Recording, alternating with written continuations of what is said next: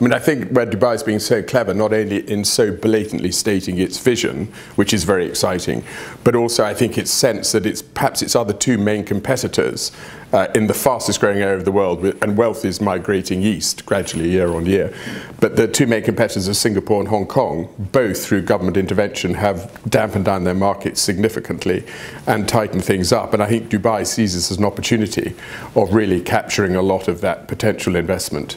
And I think Singapore is very much a direct competitor, but still that is to a degree in lockdown.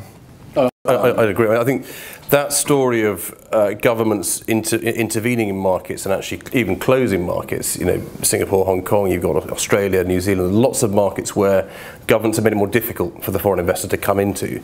And actually, as you say, Andy, you know, Dubai's position actually as a very open city in terms of a location for investment is actually becoming slightly an outlier. Most markets are actually becoming more difficult to invest into. Dubai isn't following that same pattern.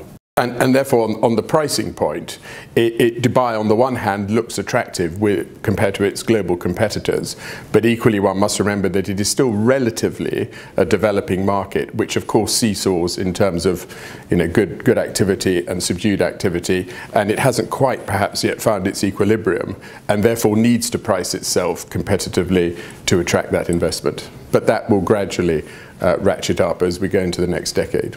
I agree, and I think also that volatility of the market is something we talk about in the report, and actually it comes with the territory. You know, you're growing rapidly. You see each cycle is volatile, but actually those cycles become less volatile over time as the market matures.